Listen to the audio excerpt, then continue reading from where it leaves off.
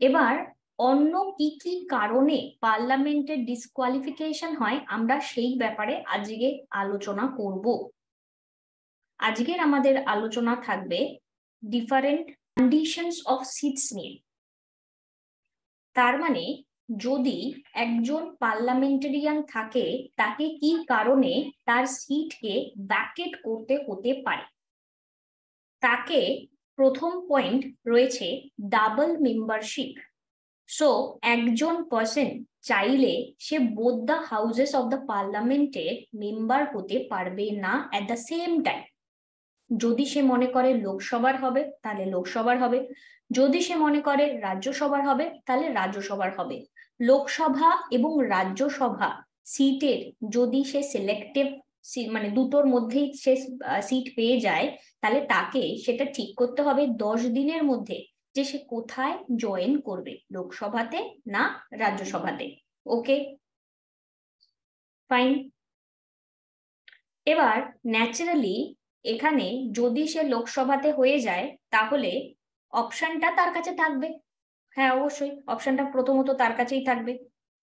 এবার যদি সে একটাতে জয়েন হয়ে যায় আরেকটা সিট ন্যাচারালি ভ্যাকেট হয়ে যাবে। আর MP and MLA, it means again MP and MLA এর রেসপেক্টে তা একসাথে একদিনকে মেবি ক্লাসে এখানে কথা হচ্ছিল তোমাদের, তো এমপি অ্যান্ড এমএলএ এর রেসপেক্টেও তাকে 14 দিনের মধ্যে ডিসাইড করতে হবে, 14 days। তাহলে লোকসভা আর রাজ্যসভার মধ্যে হলে তাকে 10 দিনের মধ্যে ডিসিশন নিতে হবে যে সে কোনটাতে যাবে, আর এমপি আর এমএলএ রেসপেক্টে তাকে 14 দিনের মধ্যে ডিসিশন নিতে হবে সে কোনটাতে যাবে। তাহলে একজন সিটিং মেম্বার সে যখন একটা হাউসে জয়েন করে যাবে তখন সে তাহলে অন্য হাউসের সিটটাকে খালি করে দেবে, সিম্পল ব্যাপার। এবার দেখা যাচ্ছে যে এই যে পয়েন্টটা সপ্তর্ষি যেটা জিজ্ঞাসা করলে সেটা এখানে লেখাই রয়েছে, he should take advantage of his right to choose one of them. যদি এরকম হয় যে কোনোটাই চুজ করলো না, সে কোনোটাই চুজ করতে পারছে না, এইরকম যদি পরিস্থিতি থাকে সে কোনোটাই চুজ করতে পারছে না, তাহলে তার দুটোই যাবে। Neither seat becomes available. দু নৌকায় পা দিয়ে চলা যাবে না, তাহলে দুটা নৌকায় গন্ডগোল হয়ে যাবে। ঠিক আছে, যে কোনো একটাতে তাকে ফোকাস করে রাখতে হবে, নাহলে সে ডুবে যাবে। একদম ঠিক। এবার ন্যাচারালি এখানে যে পয়েন্টটা বললো শম্পা সেটাও মেনশন করেই দিই, মেবি যে কোথাও আছে না জানি না, লেখা আছে কিনা। তো যদি সে চুজ না করে তাকে তাকে যদি বলা হয় অটোমেটিক্যালি রাজ্যসভার সিটটা আগে তার ভ্যাকেট হয়ে যায়, রাজ্যসভার সিটটা তার আগে ভ্যাকেট হয়ে যায়। ওকে, ঠিক আছে। তাহলে কি বললাম আমরা, কোনো অসুবিধা আছে? বললাম আমরা একজন পার্লামেন্টের যে মেম্বার তারা ডাবল মেম্বারশিপ পসিবল নয়, লোকসভা রাজ্যসভার বোধে পসিবল নয়। যদি সে দুটোতেই থাকে 10 দিনের মধ্যে তাকে বেছে নিতে হবে। এমপি এমএলএ রেসপেক্টে হলে 14 দিনের মধ্যে বেছে নিতে হবে।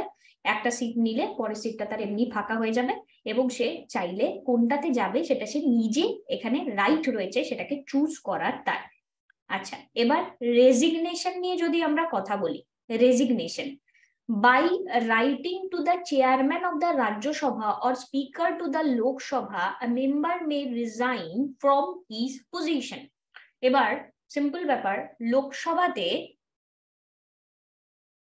না আলাদা করে এমসিকিউ রেসপেক্টে যদি থাকে তাই জন্য ওটা লিখে দেওয়া হয়েছে। ঠিক আছে, তোমাদের এমসিকিউর অপশনসে ওটা থাকবে, খেয়াল করে দেখবে তাহলেই বুঝবে। আচ্ছা, by writing to the chairman of Rajya Sabha or speaker to the Lok Sabha, লোকসভার যদি কেউ মেম্বার হয় সে যদি চায় নিজের রেজিগনেশন দিতে তাহলে তার সিট থাকবে না, তাহলে লোকসভার এখানে স্পিকারের কাছে সে রেজিগনেশন দিয়ে দিতে পারে, অথবা রাজ্যসভার চেয়ারম্যানের কাছে সে রেজিগনেশন দিতে পারে। তাহলে রাজ্যসভায় যে মেম্বার সে রাজ্যসভার চেয়ারম্যানের কাছে রেজিগনেশন দেবে, লোকসভার যে মেম্বার সে লোকসভার স্পিকারের কাছে রেজিগনেশন দেবে। সিট ফলস ভ্যাকেন্ট যখন রেজিগনেশন অ্যাকসেপ্ট করবে। তো রেজিগনেশন আমি দিয়ে দিলাম, বাট রেজিগনেশন যতক্ষণ না অ্যাকসেপ্টেড হচ্ছে তখন তো সেইটা খালি হবে না। হাউএভার যদি চেয়ারম্যান অর স্পিকার ডিটারমাইন করে resignation was not genuine or voluntary, তখন চেয়ারম্যান এবং স্পিকার চাইলে সেটা অ্যাকসেপ্টও না করতে পারে এবং তার যে পজিশন রয়েছে সেই পজিশনটা রয়ে যাবে, তার মানে চেয়ারম্যান এবং স্পিকার চাইলে সেটা রিফিউজ করতে পারে। ওকে ফাইন, ঠিক আছে। তাহলে by writing to the chairman of Rajya Sabha and speaker to the Lok Sabha a member may resign from his position এবং সিট ফল ভ্যাকেট রেজিগনেশন যদি অ্যাকসেপ্ট করা হয়। চেয়ারম্যান এন্ড স্পিকার এখানে রেজিগনেশন চাইলে নিবে অথবা না নিতেও পারে। এবার এখানে আরেকটা পয়েন্ট রয়েছে ডিসকোয়ালিফিকেশন। আমরা ডিসকোয়ালিফিকেশন অলরেডি ওই উপরে পড়ে নিয়েছিলাম, তো আমি আর এখানে লিখিনি, ওটা তো অলরেডি আমরা জানি। অ্যাবসেন্স, তো একজন ব্যক্তি সে হচ্ছে চাকরি করছে, এটা তো তাদের চাকরি পার্লামেন্টেরিয়ান, এবার সে হচ্ছে ছুটির পর ছুটি, ছুটির পর ছুটি নিয়ে যাচ্ছে। তো এইভাবে যদি সে ছুটির পর ছুটি নিয়ে যেতে থাকে তাহলে 60 দিন পর্যন্ত উইদাউট এনি পারমিশন সে যদি ছুটি নেয় তাহলে তার চাকরি কাটা। কিন্তু এখানে একটা কোশ্চেন আসে 60 ডেজ উইথ পারমিশন, এরকম ভাবে ইচ্ছা করে কনফিউজ করা হয়।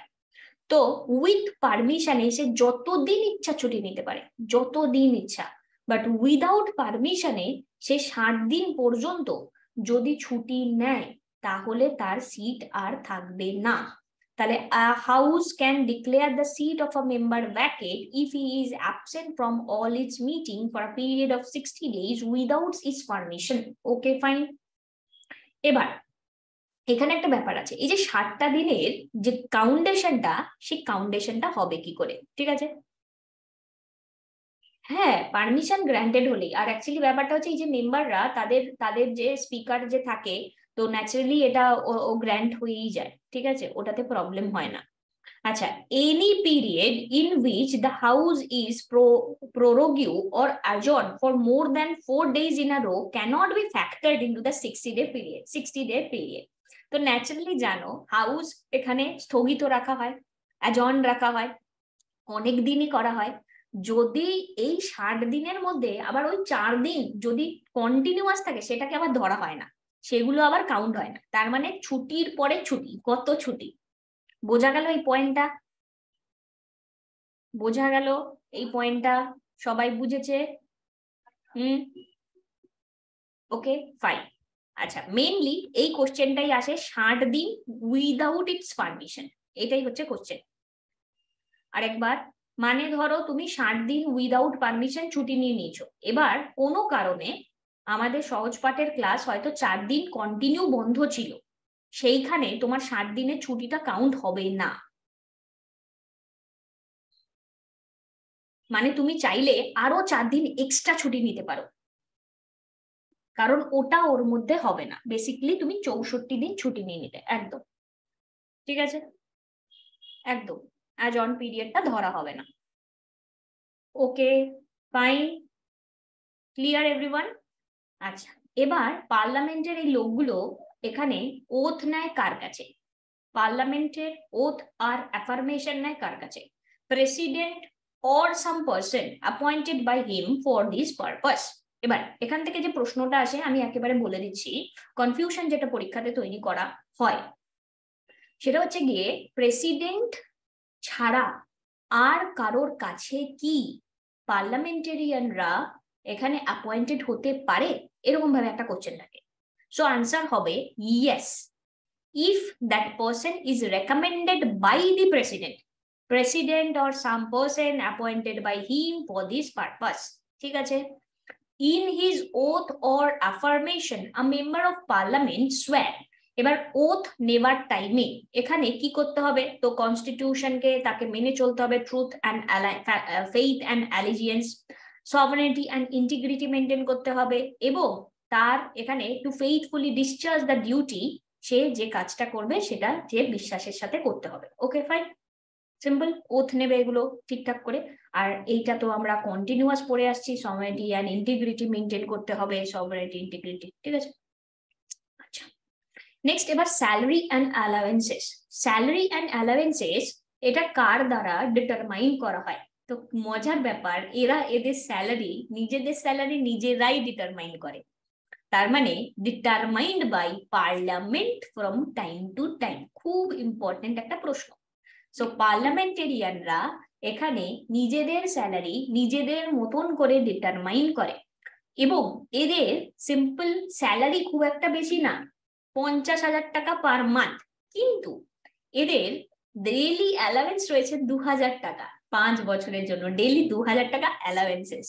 অফিস এক্সপেন্সের অ্যালাওয়েন্স আছে 45,000 পার মান্থ, কনস্টিটিউয়েন্সির অ্যালাওয়েন্স আছে 45,000 পার মান্থ, ঠিক আছে।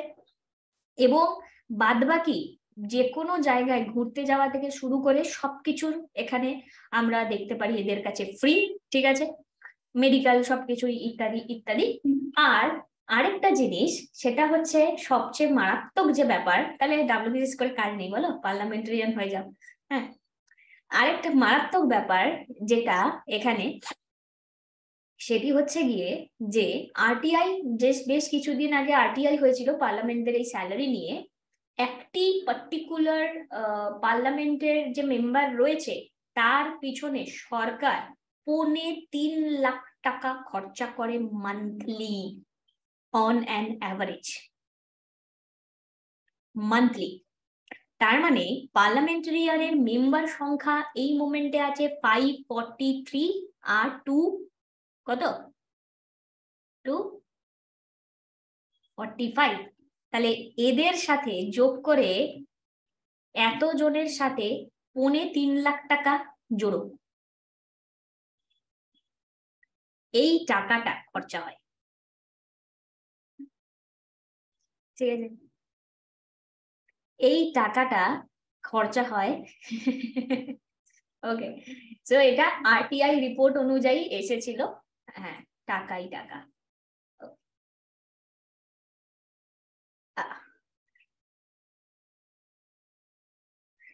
এবার parliament directed pension to the members, মানে পার্লামেন্টারিয়ান হলে পেনশন, ঠিক আছে, অন্য সবকিছু বন্ধ হলেও এটা বন্ধ হয়নি, একবার পার্লামেন্টারিয়ান হয়ে যাও পেনশন পাবে। Further, each officer of parliament other than chairman of the Rajya Sabha is entitled to receive daily allowances. আচ্ছা, এখানে আমি সবকটা লিখিনি, আমি একটু মেনশন করে দিচ্ছি। মানে রাজ্যসভার চেয়ারম্যান ছাড়া যত মেম্বার আছে, মানে রাজ্যসভা হোক লোকসভা হোক, মোট কথা পার্লামেন্টের যেই হোক না কেন, এখানে সেম মেম্বার অফ দ্য পার্লামেন্টের রেসপেক্টে যে স্যালারিটা পায় সেম ভাবে পাবে, সেম, মানে টোটাল টাকাটা সে সেম ভাবে পাবে। আমরা যে নাম্বার গুলো দেখছি, এই ডিফারেন্ট কমিটি গুলো আছে, কমিটির যারা মেম্বার হয় তারাও টাকা পায়। ন্যাচারালি এগুলো কোশ্চেনে আসবে না, জাস্ট তোমাদের জাস্ট আইডিয়া থাকার জন্য এটা মেনশন করে দিলাম। বাট এই point important, parliament directed pensions to the member, এই পয়েন্টটা। আচ্ছা, এবার presiding officers of the parliament যদি দেখি, each house of parliament has its own presiding officer. প্রত্যেকটি হাউসের এখানে নিজস্ব প্রিসাইডিং অফিসার আছে, এবং এখানে স্পিকার ডেপুটি স্পিকার রয়েছে লোকসভার ক্ষেত্রে, আর চেয়ারম্যান অ্যান্ড ডেপুটি চেয়ারম্যান আছে রাজ্যসভার ক্ষেত্রে। অ্যাডিশনালি ভাইস চেয়ারপারসনস আছে রাজ্যসভা, এবং ভাইস চেয়ারপারসনের প্যানেল আছে লোকসভাতে।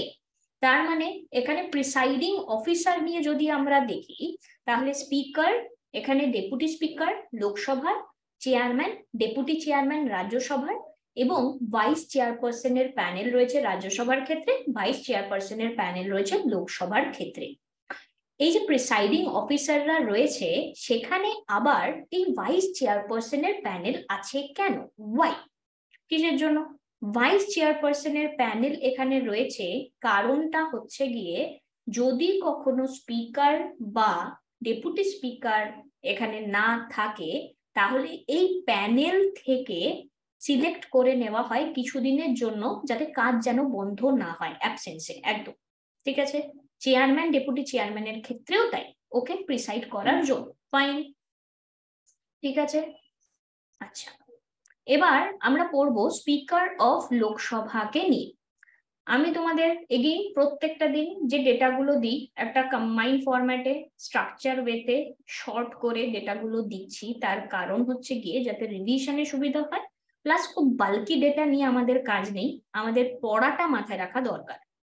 সো ইলেকশন অ্যান্ড টেনিওরের রেসপেক্টে এখানে স্পিকার যে লোকসভার এখানে ইলেক্টেড হবেন, তাদের মেম্বারের মধ্যে থেকেই হবেন, এবং প্রথম সিটিং এর পরেই এই ইলেকশনটা করা হয়ে থাকে। Whenever the office of speaker fall vacant, Lok Sabha elect another member to fill the vacancy. স্পিকারের পজিশনটা তো অফ রাখা যাবে না, তো পজিশন এখানে যখনই ভ্যাকেন্ট হয়ে যায় অন্য আরেকজনকে এখানে ভ্যাকেন্সি ফিল আপের জন্য রাখা হয়। অন্যতম ইম্পর্টেন্ট প্রশ্ন, the date of election of the speaker is fixed by the president. Fixed by the president, কারণ প্রেসিডেন্ট হচ্ছে প্রথম যে সেশন, সেই সেশনটাকে আমরা দেখেছিলাম যে প্রেসাইড করে, এবং সেই দিনই তিনি বলে দেন স্পিকারের ইলেকশন কবে হবে। সো এই যে স্পিকারের election fixed by the president. Usually speaker remain office during the life of the Lok Sabha. Lok Sabha যতদিন জিন্দা থাকবে স্পিকার তার অফিসে ততদিন থাকবে, ঠিক আছে।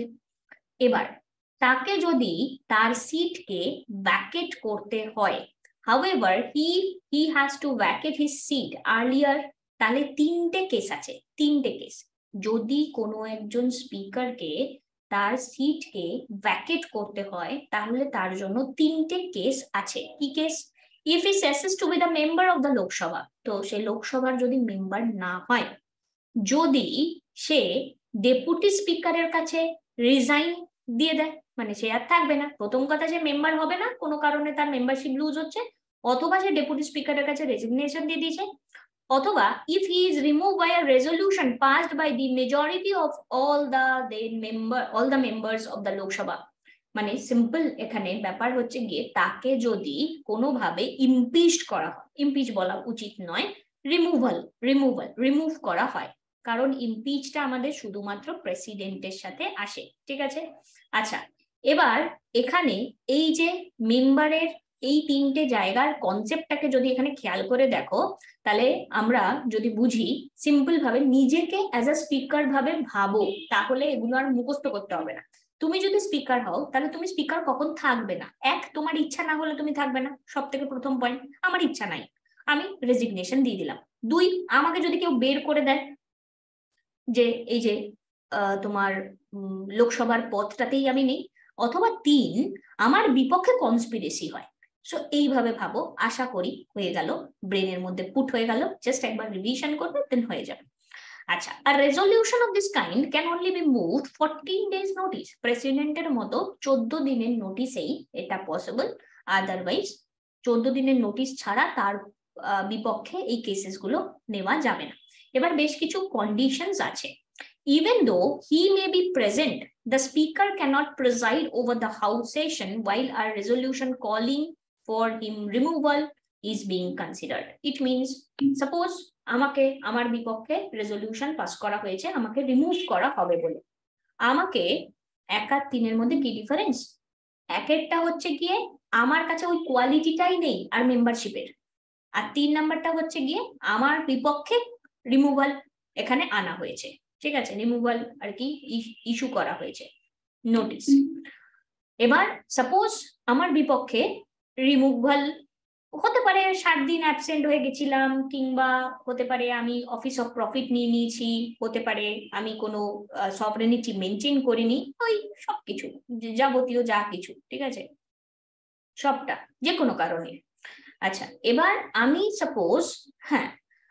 সাপোজ এবার হচ্ছে গিয়ে মেম্বার রয়েছি, বাট আমার বিপক্ষে রিমুভাল প্রসেস আছে, ফাইন, আমি মেম্বার আছি বাট আমার বিপক্ষে রিমুভাল প্রসেস আছে, আমি মেম্বার রয়েছি, আমার বিপক্ষে রিমুভাল প্রসেস রয়েছে, রিমুভাল প্রসেস ইস্যু করা হয়েছে। এবার এই যে রিমুভাল প্রসেসটা এই টাইমে ইস্যু করা হলো, সেই মোমেন্টে আমি আমার ওই যে স্পিকারের যে চেয়ারটা রয়েছে সেই চেয়ারটাতে বসতে পারবো না, আমি নিচে নেমে এসে বসবো সবার সাথে, আমি নিচে নেমে এসে বসবো সবার সাথে। ইট মিনস আমি সবার মতনই মেম্বার, ওকে, মেম্বারদের সাথে আমি মেম্বার, আমি আর তখন স্পিকার নই, ঠিক আছে, আমি তখন স্পিকার নই, ঠিক আছে। এবার এখানে ভোটের কেসটা একটু অন্যরকম আছে, তার মানে আমি প্রিসাইড করব না বাট আমি প্রেজেন্ট থাকতে পারবো, কিন্তু আমি কথা বলতে পারবো, আমি প্রসিডিং এ পার্টিসিপেট করতে পারবো, আমি ভোটও দিতে পারবো, কিন্তু ভোট দিতে পারবো ফার্স্ট ইনস্ট্যান্সে, মানে ভোট দিতে হলো দিয়ে দিলাম, এমনটা কিন্তু আমি করতে পারবো না যে দেখছি ওখানে যে কোথাও ইকুয়ালিটি অফ ভোট হয়েছে, হঠাৎ করে আমার মনে হলো ঠিক আছে চলো আমি এবার ভোট দিই, আমি তখন দিতে পারবো না ভোটটা, দেখো এই নোটটা এতটাই সোজা, এতটাই সুন্দর, আমরা বুঝছি, ঠিক আছে, কিন্তু পয়েন্টটা হচ্ছে গিয়ে যদি এখনই ব্রেনে বসিয়ে না নাও পরে গিয়ে প্রবলেম হবে। এতটাই সোজা, তার কারণে গুলিয়ে যাবে। তো আমি যথেষ্ট সোজাভাবে বলার চেষ্টা করছি। প্লিজ নোটটা, এখনই আমাদের ক্লাস শেষ হয়ে যাবে, পড়া হয়ে গেলে তোমরা প্লিজ আরেকবার আমার বলার পরে রিভিশন করে নিও। তার মানে আমি কি বললাম? আমি এখানে বললাম he can speak or take part in the proceeding of the house at such a time, vote in the first instance. সে চাইলে প্রথমেই ফার্স্ট ইনস্ট্যান্সে এখানে ভোটটা দিবে, বাট কাস্টিং সে করবে না ইকুয়ালিটি অফ ভোটস এর রেসপেক্টে। যখন ভোট এখানে তোমার, আচ্ছা এখানে আরেকটা পয়েন্ট একটু ক্লিয়ার করে নিই, মেম্বার যারা যারা রয়েছে তারা চাইলে ভোট নাও দিতে পারে। দ্যাটস ওয়াই এখানে কথাটা বলছে। মানে আমি বললাম আমি ভোট দেবো না, তো এমন না, ম্যান্ডেটরি আছে, ঠিক আছে। তো এবার ধরো কেউ হচ্ছে গিয়ে কোনো একটা জিনিস নিয়ে এখানে লড়াই হচ্ছে, তো সবাইকে প্রথমবার ভোট দিতে বললো ফার্স্ট ইনস্ট্যান্সে, সে এবার স্পিকার যে আছে সে ভোট দিল না, মানে রিমুভাল প্রসেস তার উপর অ্যাপ্লিকেশন হওয়ার পরে সে ভোট দিল না। এবার পরে কাউন্টেশন হয়ে গেল যে এই এই পার্টে এখানে 20 জন ভোট দিয়েছে, বি পার্টে এখানে 19 জন ভোট দিয়েছে, বা এখানে 20 জনই ভোট দিয়েছে। অ্যাট দ্যাট মোমেন্টে টাই যখন হয়ে গেল, ইকুয়ালিটি অফ ভোট হয়ে গেল, এই মোমেন্টে স্পিকার বললো আমি এবার দেবো, তখন স্পিকার আর দিতে পারবে না। স্পিকার যদি দিতে চায় প্রথমেই দিবে, আদারওয়াইজ দিতে পারবে না। বুঝেছো সবাই? হুম, ওকে। দ্বিতীয় point, it should be noted here that whenever the Lok Sabha is dissolved, the speaker does not vacate his office and continue till the newly elected Lok Sabha meet. দারুণ কোশ্চেন, মারাত্মক question, ভুল হওয়ার question. সেটা হচ্ছে কি, উপরে আমরা পড়লাম একটা পয়েন্টে যে লোকসভা যতদিন থাকবে স্পিকার ততদিন থাকবে। কোথায় যেন একটা পড়লাম, কোথায় লিখেছিলাম,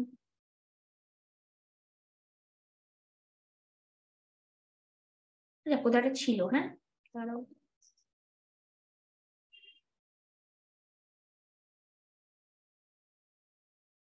হুম, এইটা, speaker remain in office during the life of Lok Sabha. দেখতে পাচ্ছ, লোকসভা যতদিন জিন্দা থাকবে স্পিকারের অফিস ততদিন থাকবে। কিন্তু এখানে পয়েন্টটা হচ্ছে গিয়ে যদি যদি লোকসভার এখানে ডিজলভ হয়, ডিজলভ, এখানে তো স্পিকারের কোনো হাত নেই, লোকসভা ডিজলভ হয়ে গেছে, দেন স্পিকারের যে পজিশনটা continue to exist. Lok Sabha dissolved হলে স্পিকারের position continue to exist till, যতক্ষণ না নতুন যে ইলেক্টেড লোকসভা আসবে ততক্ষণ। এবার নতুন যখন আবার ইলেক্টেড লোকসভা আসবে, ঠিক আছে, অ্যাট দ্যাট মোমেন্টে যদি ওই আগের লোকটাই থাকে তো ভালো কথা, আর ন্যাচারালি থাকে না, ওরা বদলে যায়, তখন আবার নতুন করে ইলেকশন হয়, ঠিক আছে। হ্যাঁ, খালি রাখা যাবে না, ওই পোস্টটাকে খালি রাখা যাবে না, বিকজ ওটা ডিসিশন মেকিং প্রসেসের পার্টে রয়েছে।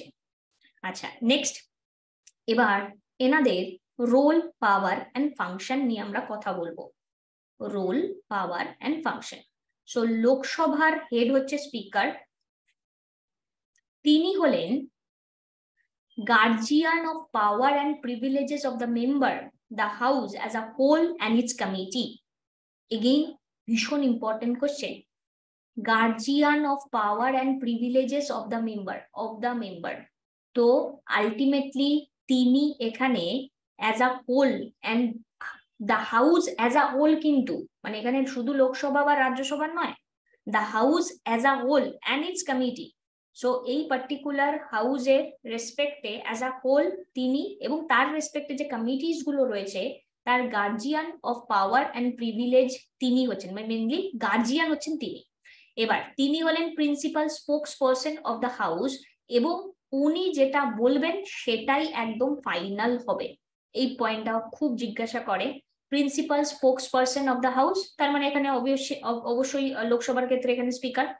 এবার তার মানে এখানে দেখা যাচ্ছে much more than presiding officer, মানে উনি শুধুমাত্র প্রিসাইড করবে তা না, মানে মিটিং এ হেড হবে তা না, তার থেকে অনেক বড় কিছু। এবং এখানে দেখা যাচ্ছে ডিফারেন্ট ভাইটাল রেসপন্সিবিলিটি ওনার কাছে রয়েছে, ডিগনিটি, সুপ্রিম অথরিটি ওই হাউসের মধ্যে। এবার এই যে স্পিকার রয়েছে, স্পিকার অফ দ্য লোকসভা, তার পাওয়ার এন্ড ডিউটি ডিরাইভ করছে কোথা থেকে? কোথা থেকে? খুব ইম্পর্টেন্ট এগেইন কোশ্চেন আরেকটা। স্পিকার অফ লোকসভা তার পাওয়ার এন্ড ডিউটি এখানে ডিরাইভ করছে প্রথমত কনস্টিটিউশন অফ ইন্ডিয়া তাদেরকে বলেছে, rules of procedure and conduct of the business of the Lok Sabha and parliamentary different convention, residuary power that are unwritten or unspecified in the rules. এমন যে সমস্ত রুলের ব্যাপারে কোনো রকম কিছু বলা হয়নি, সেইখানে কে কথা বলবে? লোকসভার রেসপেক্টে স্পিকার কথা বলবে। ঠিক আছে, ফাইন। তাহলে constitution of India, rules of procedure, conduct of the business of the Lok Sabha. এবার এই যে পাওয়ার অ্যান্ড ডিউটি তার কি কি আছে? অনেকগুলো পাওয়ার অ্যান্ড ডিউটি আছে এখানে, এগুলো পরপর তাদের পাওয়ার অ্যান্ড ডিউটিরই পার্ট, আমি আসছি একটা একটা করে। আচ্ছা, maintain order and decorum of the house, ওই যে বেঞ্চ বাজিয়ে চুপ করো বলতে থাকে বিজনেস অ্যান্ড প্রসিডিং, ওনাকে সেই অর্ডার অ্যান্ড ডেকোরামটা মেনটেন করতে হয়। Constitution, rules of procedure, conduct of the Lok Sabha এবং পার্লামেন্টারি, এই যে প্রসিডিং উইদিন দ্য হাউস, মানে এই যে পাওয়ারটা যেখান যেখান থেকে পাচ্ছেন উনি, তার প্রত্যেকটারই ফাইনাল ইন্টারপ্রিটার উনি। তিনি বলবেন যে ওই জায়গায় এখানে দেখা যাচ্ছে যে কনস্টিটিউশন অফ ইন্ডিয়া মেনটেন করার জন্য লোকসভাতে যে কিনা সেটা মেনটেন করার চার্জ যার কাছে রয়েছে সে হচ্ছে speaker. Rules of the procedure of the conduct of the business of the Lok Sabha car? Speaker. Parliamentary proceeding within the house maintain করার কার কথা? স্পিকার। বোঝা গেল পয়েন্টটা? সে ওখান থেকেই ক্ষমতা পাচ্ছে এবং ওনাকে ওটাই মেনটেন করতে হবে। আচ্ছা, adjourn the house or suspend the meeting in absence of a quorum, যদি কোরাম মেনটেন না হয় তাহলে উনি সাসপেন্ড করে দেবে মিটিংটা বা বন্ধ করে দেবে। কোরামটা কি? Quorum two constitute a meeting of the house is 1/10 of the total strength of the house. হাউসের টোটাল স্ট্রেংথের 1/10 অংশ যদি মিটিং এ পার্টিসিপেট না করে তাহলে সেই মিটিংটাকে মিটিং হিসেবেই গণ্য করা হবে না। ঠিক আছে, ফাইন।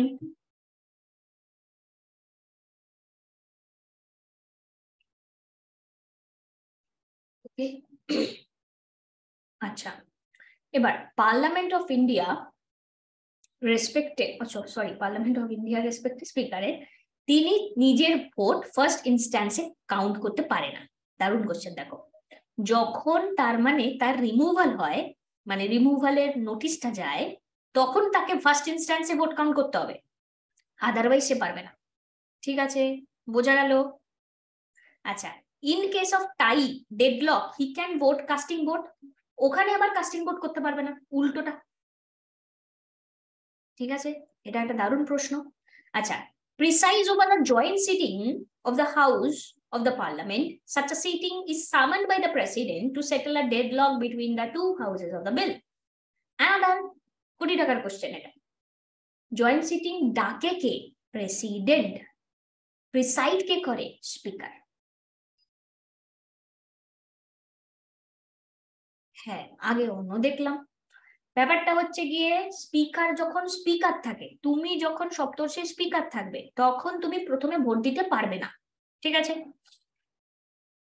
ওকে।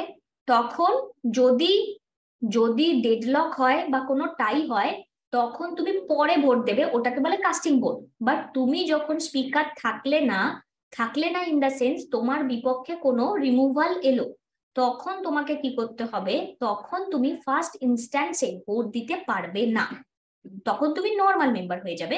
তখন তখন তুমি ফার্স্ট ইনস্ট্যান্সে ভোট দেবে, তখন তুমি এখানে কাস্টিং ভোট দিতে পারবে না, উল্টোটা। ঠিক আছে, নর্মাল মেম্বার যখন তুমি থাকবে তখন তুমি ফার্স্ট ইনস্ট্যান্সেই ভোট দেবে অন্য মেম্বারদের মতো, তখন তুমি কাস্টিং ভোট দিতে পারবে না। আর যখন তুমি স্পিকার থাকবে তখন তোমার পাওয়ার বেশি নর্মাল মেম্বারদের থেকে, তখন তুমি নর্মাল মেম্বারদের সাথে ভোট দেবে না, তখন তুমি ফার্স্ট ইনস্ট্যান্সে ভোট দেবে না। ঠিক আছে, ওকে। আচ্ছা, এবার এখানে যে পয়েন্টটা আমরা পড়লাম সেটা হচ্ছে গিয়ে, তার মানে joint sitting parliament president of ইন্ডিয়ার দ্বারা ডাকা হয়, 108 মেনশন করে দিয়েছি, এবং 2 বার লিখে দিয়েছি একই কথা ভালোভাবে, যে স্পিকার অফ দ্য লোকসভা এটা প্রিসাইড করে। স্পিকার অফ দ্য লোকসভা যদি না থাকে তাহলে deputy speaker of the Lok Sabha করে, তার অ্যাবসেন্সে deputy chairman of the Rajya Sabha করে। দারুণ পয়েন্ট। তাহলে স্পিকার অফ দ্য লোকসভা অথবা deputy speaker of the Lok Sabha. Speaker না থাকলে ডেপুটি স্পিকার, ডেপুটি স্পিকার না থাকলে deputy chairman of the Rajya Sabha. তার মানে ভাবো, তার মানে রাজ্যসভার মেম্বারও চাইলে জয়েন্ট সিটিং কে প্রিসাইড করতে পারে। ঠিক আছে, ওকে ফাইন। কিন্তু ডেপুটি চেয়ারম্যান লেখা আছে, চেয়ারম্যান কিন্তু নেই, এটাই পয়েন্ট, চেয়ারম্যান কিন্তু নেই। আচ্ছা, allow a secret sitting of the house at the request of the leader of the house. So এখানে বলছে যে সিক্রেট সিটিং এখানে আমরা দেখতে পাচ্ছি হতে পারে, হ্যাঁ ভিপি নেই, তো সিক্রেট সিটিং এখানে হতে পারে। তো সিক্রেট সিটিং মানে আমরা যদি বলি যে ধরো কোনো একটা সিক্রেট কোনো ইস্যু নিয়ে কমিউনিকেশন করার দরকার পড়ছে, এবং সেটা রাজ্যসভার যদি কোনো চেয়ারপারসন বলে সিক্রেট মিটিং ডাকতে, তাহলে তিনি চাইলে এখানে সিক্রেট মিটিং ডাকতে পারে। When the house sits in secret, সেই জায়গাটা থেকে কোনো স্ট্রেঞ্জার সেখানে প্রেজেন্ট থাকবে না। ইনফ্যাক্ট চেম্বারে, লবিতে, গ্যালারিতে স্পিকারের পারমিশন ছাড়া সে ঢুকতেই পারবে না। এবার এখানে দেখো, at the leader of house request the speaker, ভালো করে বুঝবে পয়েন্টটা, speaker of the state legislative assembly, এটা স্টেটের পয়েন্ট, হ্যাঁ স্টেটের পয়েন্ট আমি এখানে ইচ্ছা করে দিয়েছি, পরে যখন পড়বো আরো পয়েন্টটা দেখবো, কারণ এই কোশ্চেনটা খুব important question. The Speaker of the State Legislative Assembly can authorize secret house session. In the event that there is not a quorum, he can also suspend the meeting or adjourn it. এবার ওই particular meeting এ যদি সেখানেও quorum না থাকে, তাহলেও কিন্তু সেটা অ্যাজর্ন করে দেওয়া হবে। ঠিক আছে, তার মানে সিক্রেটেও কোরাম থাকবে, ইয়েস। এবার এখানে পয়েন্টটা হচ্ছে গিয়ে সিক্রেট মিটিং এর তাহলে যে কোরামের যে ভ্যালুটা 1/10 আমরা ধরতে পাচ্ছি, সেই 1/10 ভ্যালুটা কিন্তু এখানেও থাকবে। মানে I think most important point হচ্ছে গিয়ে যে আমি কোনো কিছুকে একটা সিক্রেট বলছি, তার মানে সেটা ইম্পর্টেন্স আছে বলেই তাকে সিক্রেট বলছি। তাহলে সেইটার ইম্পর্টেন্স যদি 1/10 লোকও না থাকে, তাহলে তার আবার ইম্পর্টেন্স কোথায়? তো এটা মাথায় রাখবে, সিক্রেট সিটিং মানে খুব অল্প অল্প লোক নয়, এমন আমাদের ফিল এলো না অল্প অল্প লোক, তো অল্প না, 1/10 লোককে তোমাকে রাখতেই হবে। ঠিক আছে, ঠিক আছে, 1/10 লোককে তোমাকে রাখতেই হবে। আচ্ছা, decide whether a bill is a money bill or not and his decision on this question is final। প্রচুর বার বিভিন্ন টাইমে বিভিন্ন প্রশ্ন এসেছে যে বিলটা মানি বিল হ্যাঁ কি না, এবং তার কোশ্চেনটাই এখানে, তার ডিসিশনটাই ফাইনাল। এবার এই যে মানি বিল only introduced in Lok Sabha, money bill can introduce only on the recommendation of the president, article 110। ঠিক আছে,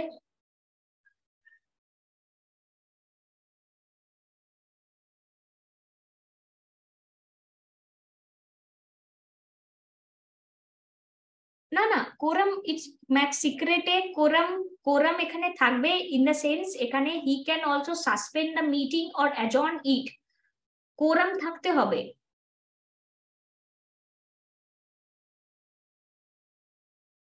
মানে 9টা কোরাম বলতে এটাই বোঝাচ্ছে যে কোরাম যদি না থাকে তিনি চাইলে সাসপেন্ড করতে পারে, অ্যাজর্ন করতে পারে। সিক্রেট সিটিং কেন হয়? কোনো কনফিডেন্সিয়াল ম্যাটারে কমিউনিকেশন করার জন্য, কোনো কনফিডেন্সিয়াল ম্যাটারে সেখানে এই যে অ্যাকচুয়ালি ব্যাপারটা হচ্ছে গিয়ে, আমি যখন তোমাদের এই যে পার্লামেন্টারি কমিটি শুরু করেছিলাম না তোমাদের পড়াটা, এটা স্টেট লেজিসলেটিভ অ্যাসেম্বলির ক্ষেত্রে পার্লামেন্টারি কমিটি, তো পার্লামেন্টারি কমিটির যে মেম্বাররা আছে, সেই মেম্বাররা অনেক সময় বহিরাগত মেম্বার, তো মানে পার্লামেন্টের তারা মেম্বার না, তো পার্লামেন্টারি কমিটির যারা মেম্বার। আচ্ছা, পরে আরো আমরা প্রসিডিং যখন পড়বো, কোরামকে নিয়ে পড়বো, তখন এই প্রবলেমটা আরো সলভ হবে। ঠিক আছে শম্পা, আমি এখন যে কথাটা বলছি এখানে সিক্রেট মিটিংটার পারপাসটা নিয়ে সেটা যদি বুঝি, তো পার্লামেন্টারি কমিটিতে লোকসভা রাজ্যসভার মেম্বার ছাড়াও অনেক বাইরের লোকেরা থাকে। তো অনেক সময় দেখা যায় যে গভর্নমেন্টের ডিফারেন্ট ডিসিশন তাদের সাথে নেবে না বলে, তখন কেউ একজন রিকোয়েস্ট করে, বলে সিক্রেট মিটিং ডাকবো, তখন পার্লামেন্টের কোরামের বেসিসে সিক্রেট মিটিং এখানে ডাকা হয়। বুঝলে গীতার্থ? আর money bill introduced on the recommendation of the president, এবং মানি বিল 110। তার মানে এবার দেখো, মানি বিল এবং মানি বিল রেকমেন্ডেশন দিচ্ছে can be introduce only on the recommendation of the president, as well as আমার joint sitting on the recommendation of the president. দুইটাই হলো, তাহলে 108 110 দুইটাই প্রেসিডেন্ট, বাট সেটাকে ইমপ্লিমেন্টেশন কে করে? স্পিকার। আচ্ছা, এবার decide the question of disqualification of a member of a Lok Sabha arising on the ground of defection under the provisions of the 10th schedule.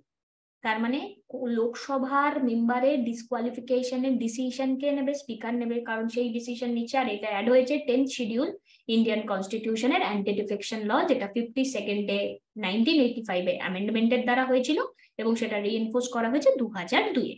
ঠিক। আচ্ছা, এবার 1992 তে সুপ্রিম কোর্ট রুল করেছে that the decision of the speaker in this regard is subject to judicial review. কোনটার রেসপেক্টে judicial review রয়েছে? এখানে simple ভাবে এই যে ডিফেকশনের রেসপেক্টে, কাউকে ধরো ডিসকোয়ালিফাই করে দিল, মনে হলো আর ডিসকোয়ালিফাই করে দিল। এবার এরকম করে তো স্পিকার যাকে তাকে ডিসকোয়ালিফাই করতে পারে না। তো সেক্ষেত্রে 92 এ সুপ্রিম কোর্ট বলেছে যে এটা জুডিশিয়াল রিভিউতে আমাদের দেখতে হবে। এবার এই ব্যক্তি acts as a ex officio chairman of the Indian Parliamentary Group of the Inter-Parliamentary Union. He also acts as a ex officio chairman of the Conference of Presiding Officers of Legislative Body in the country, appoint the chairman of all the parliamentary committee of the Lok Sabha and supervise their functioning. He is the chairman of the Business Advisory Committee, Rules Committee and General Purpose Committee. এই তিনটে লাইনের মধ্যে এই লাইনটা হচ্ছে সবচেয়ে গুরুত্বপূর্ণ line, যে স্পিকার কোথাকার কোথাকার চেয়ারম্যান হয়। Business advisory committee, rules committee, general purpose committee. এবার দেখো লোকসভা রিলেটেড যত পার্লামেন্টারি কমিটি আছে, যেহেতু লোকসভারই হেড স্পিকার, তাহলে সেই রিলেটেড সমস্ত পার্লামেন্টারি কমিটির হেড কে হবে? স্পিকার। তাই তাদের অ্যাপয়েন্টমেন্ট কে করবে? স্পিকার। সিম্পল। আর এই জায়গাটা তোমাদেরকে মুখস্থ করতে হবে, x officio chairman of the Indian parliamentary committee of the inter parliamentary union. কোথাকার কোথাকার উনি এক্স অফিসিও চেয়ারম্যান। এই যে নোটটা, এটা একটা পুচকে নোট, হয়তো 12 পাতা না 8 পাতাকে 4 পাতায় রাখা হয়েছে, মানে 50% কমিয়ে দেওয়া হয়েছে। এখান থেকে যদি একটা ওয়ার্ডও তুমি বাদ দেওয়ার চেষ্টা করো, তুমি তোমার জীবনে ক্ষতি নিয়ে আসছো। ঠিক আছে? সো একটা ওয়ার্ডও বাদ দেবে না। তো যা আছে মানে তোমাকে সবটা পড়তে হবে। এবার he is the final interpreter of the provisions of, ঠিক আছে? তাহলে তিনি ফাইনাল ইন্টারপ্রিটার কি কি? Constitution, rules of procedure, conduct of the business of the Lok Sabha and parliamentary proceeding within the house. এবার এই পয়েন্টটা যেটা আমরা এখানে পড়লাম, এই পয়েন্টটাকেই যদি আমরা দেখি, দেখো এই এই এই জায়গাটাই দুটো জিনিস অনেকবার করে আসছে। এখানে পেলাম আমরা, এখানে পেলাম আমরা, অ্যান্ড ফাইনাল ইন্টারপ্রিটারের জায়গায় পেলাম। সো একই জিনিস যখন একের অধিক জায়গায় থাকছে, you need to revise it,